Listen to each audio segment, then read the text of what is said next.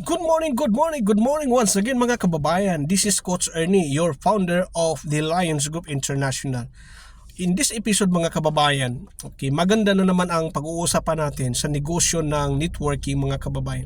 Ito yung tinatawag na consistency and persistency of doing network business. No? Whatever network you may have right now mga kababayan, pag hindi mo ito ginagawa, okay, habang nagbi-build ka sa inyong business, pag hindi ka consistent at hindi ka persistent whatever challenges that you may encounter in the field mga kababayan ko, then for sure and definitely you will not be successful mga kababayan ko in this networking business mga kababayan ko.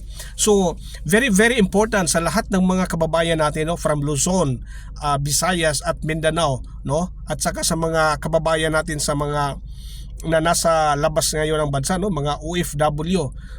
I am so happy mga kababayan dahil parami na, no, mga OFW natin na nagkaroon na sila ng tinatawag natin na entrepreneurial spirit, no. What you call it, entrepreneurial spirit mga kababayan ko. Ibig sabihin, madiskarte na sila sa buhay mga kababayan. Hindi na sila nagdidepende sa sahod ng kanilang mga amo habang nagtatrabaho sila sa iba't ibang bansa mga kababayan ko. In fact, mga kababayan, marami ng mga success stories, no, na mga dati-rati OFW, ngayon nag full time na sila, nag network business na sila mga kababayan ko. So ganun ang sitwasyon sa networking industry mga kababayan. Every month, thousands and thousands of people joining the network industry, and also thousands and thousands of people also mga kababayan ko all over the world are enjoying the fruits of their labor, no, from a very small capital, at ngayon nagiging successful na sila, nagkakaroon na sila ng passive income, and they now traveled around the world mga kababayan ko. Talagang na mga sila, it is very unprecedented, no, sa history ngayon sa ating industriya, dahil ang dami nang nag-i-enjoy, ang dami nang kumikita ng ating mga kababayan, okay, dito sa industriya ng na minamahal natin. That's why mga kababayan ko, sa episode na ito, i-refresh ko lang kayo, no, na makapanood sa video na ito. I-refresh ko lang kayo dahil alam ko na tayo ay mayroong mga goals or plans or dreams sa ating mga networking business, so sa ating negosyo sa networking. But I just want to refresh you mga kababayan ko, to refresh you and to, you know, to reinforce this idea of consistency and persistency. Dahil mga kababayan, along the way, because of the distraction, you know, distraction dyan, minsan nagkaroon tayo ng inconsistency sa ating mga activities.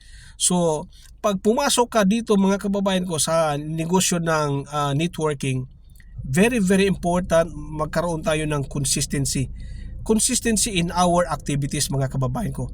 So since na yung negosyo po natin sa Live Good is an online home business, 100% online, so dapat araw-araw, every day and every hour, you should do something that will bring you nearer to your dreams, mga kababayan ko. So ibig sabihin ng consistency mga kababayan ko, araw-araw dapat may nakaplano ka na.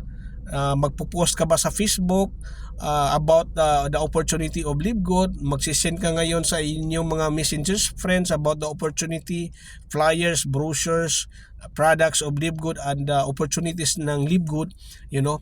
So yun ang mga kababayan na tinatawag natin na consistency. Kumbaga every day, every single day, hindi mo nakakalimutan. You are very consistent. You are disciplined. Okay, you are very consistent and disciplined ka to really do activities, prospecting, you know, recruiting, you know, sharing opportunities to as many people every single day. Walang paltos mga kababayan ko. That is consistency mga kababayan ko. Because consistency mga kababayan ko is really one of the, you know, matatawag natin mga kababayan ko na reasons, no, behind all successes of all our friends na naging successful na sa network industry. Walang lahat ng mga successful na mga networker ngayon mga kababayan ko, wala sa kanila doon na hindi consistent. All of them are consistent in their daily activities. And also, not only consistent sila mga kababayan, but also they are also persistent. Persistency mga kababayan ko. Ibig sabihin mga kababayan ko, whatever challenges, whatever problems, challenges na encounter nila along the way or in the field, they persist mga kababayan ko. They find ways to make it happen sa kanilang mga ginagawang activities mga kababayan ko.